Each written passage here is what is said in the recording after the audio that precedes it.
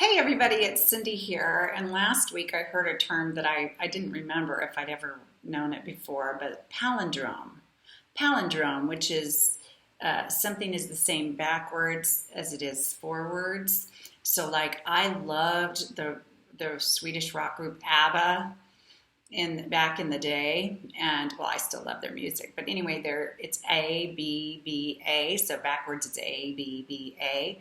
And last week the reason this word came up was because the whole week was every date was a palindrome, like 8 18 18. If you look at August 18th 18 backwards, it's 8 18 18. So why am I bringing this up? Well, because I got to thinking, I heard my business coach say the other day in one of her videos about people being comfortably uncomfortable. And I thought, oh my gosh, that is so true. I love that. And what does it mean to be comfortably uncomfortable?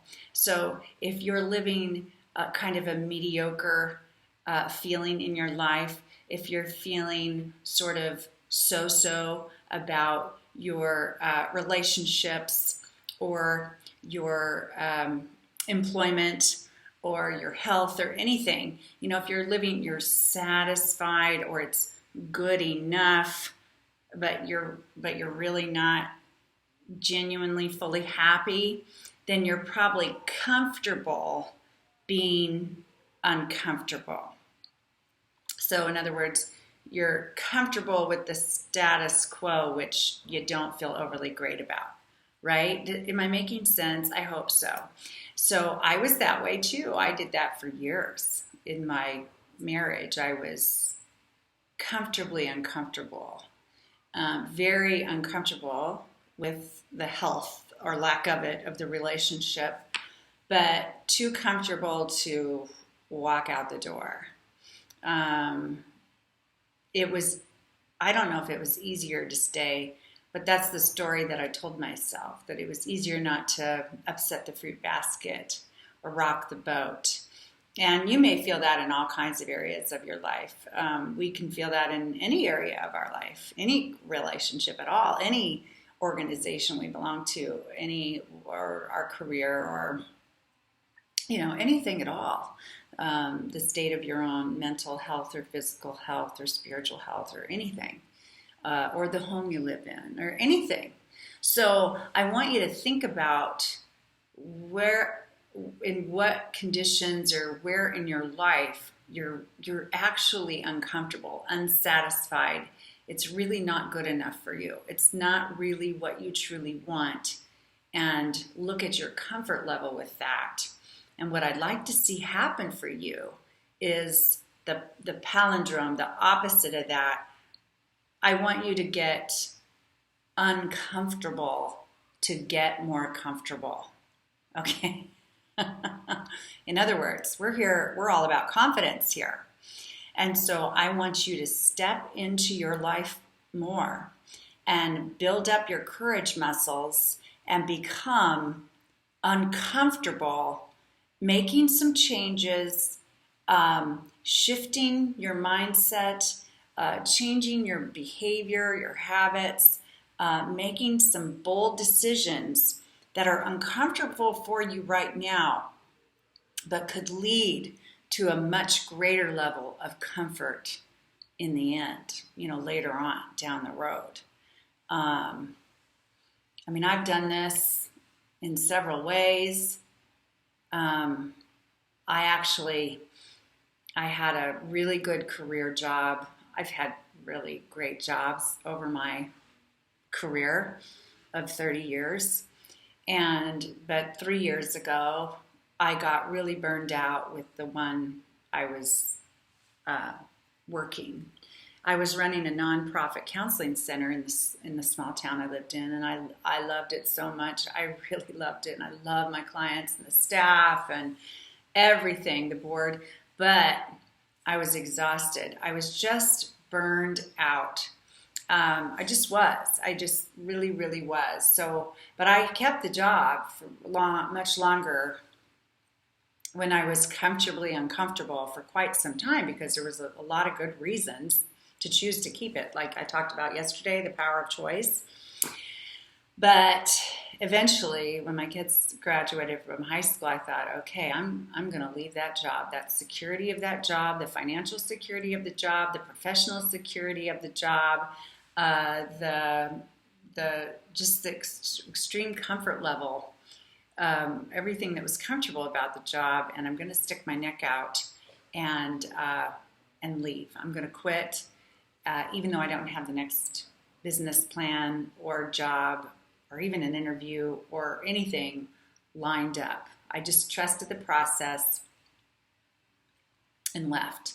And so it was uncomfortable, but what it led to was, I took a year off. I took a 1-year professional sabbatical, and which was so good for me. It was so good for me. And then I started my own business, which I had always wanted to do. I had wanted to do this for decades and hadn't done it. And started doing that about a year and a half ago, and I just could not be happier. I couldn't be happier. So I have a testimony of being comfortably uncomfortable, and then sticking my neck out and moving out in faith without a real understanding of every step of the way, and being uncomfortable, but going for the greater comfort. And that is what I wish for you in your life. I want you to think about that and what that means and what that looks like. And, and go for it. Go for whatever that is. Now, for some of you, one of the things I'm hearing a lot of from many of you joining this group is that you're in midlife and you're finding yourself alone. The kids are gone, you're divorced, you're single, whatever. And you don't know what to do with yourself. Like, you want to know how to, stick your necks out there a little bit socially, or find new and fun things to do. And so I'm going to invite this group, whoever sees this, to give you some ideas of things. But I'm going to list a few things right now that maybe you've already tried or thought of or whatever. But I would encourage you to get a little uncomfortable, to try some things you haven't tried before, so you can be more comfortable socially and find new things you enjoy doing and meet new friends or start dating or whatever you want to do by getting more socially active. So one of the best places to go is meetups.org, meetups or meetup.org, meetup.org. Because in most cities in the United States anyway, these are groups that have a focus, something in common. Everybody in the group has something in common that they really love to do. Like, there's hiking meetup groups, there's sewing meetup groups, there's meditation meetup groups, there's we're in our 40s and single meetup groups, and they choose to get together. These groups don't cost anything generally except the activities that you participate in.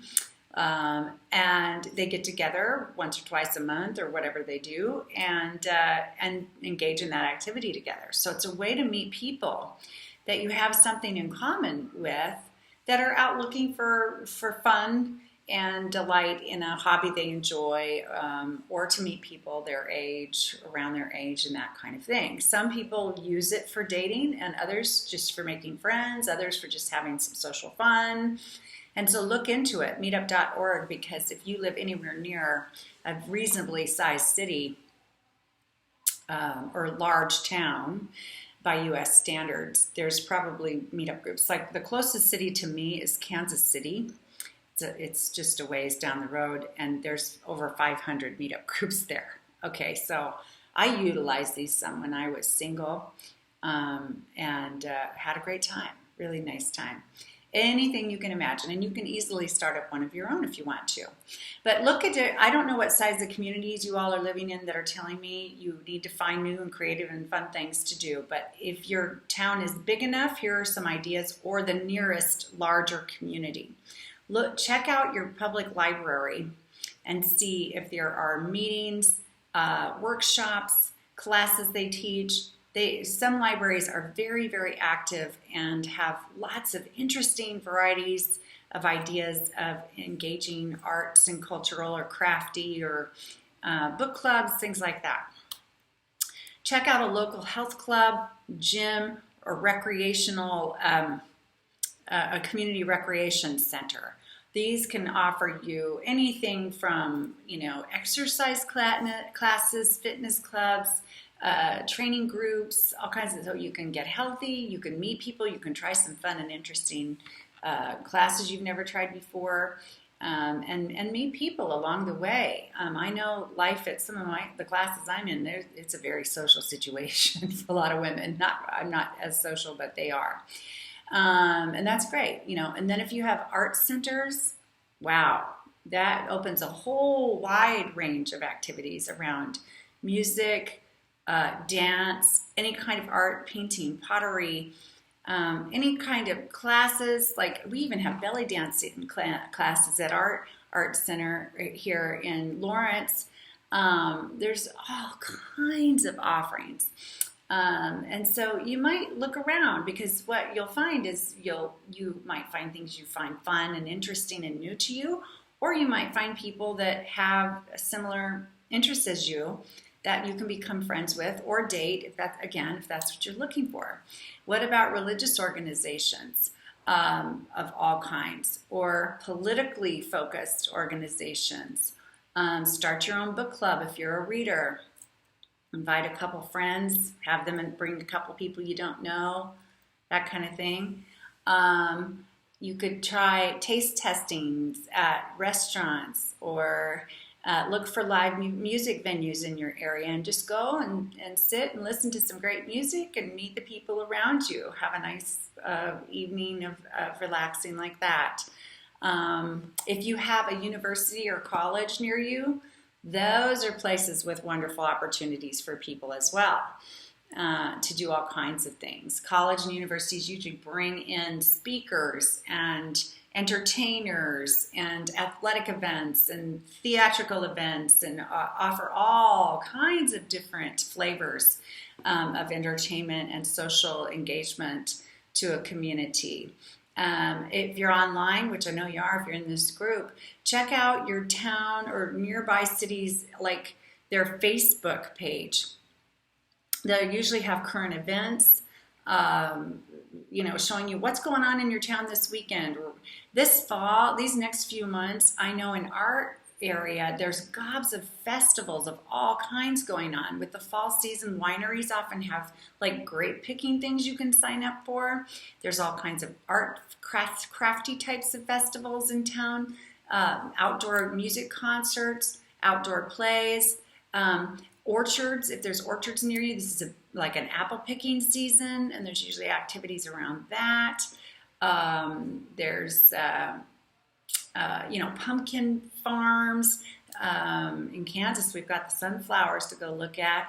But around those kinds of places, like orchards, wineries, and pumpkin farms, things like that, there's usually activities also going on. Like you can go and learn how to decorate with gourds, or paint a gourd, or bake a pie with apples you pick right in the orchard, or things like that.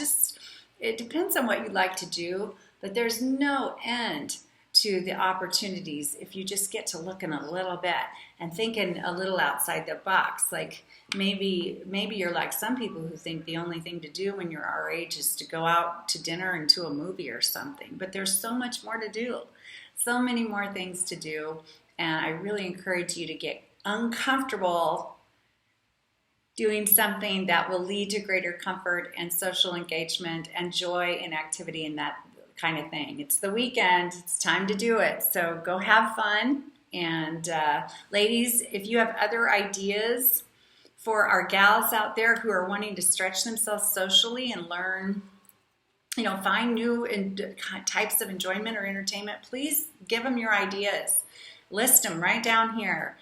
because I don't know everything, and I certainly know you guys have some creative suggestions that I didn't come up with right now too. So sorry this is a little long, but I just love you guys, and I hope you have a joyous weekend, and in all areas of your life, not just the social activities thing, but all areas of your life. Let's go from being comfortably uncomfortable to being really courageous, uncomfortable to get more comfortable.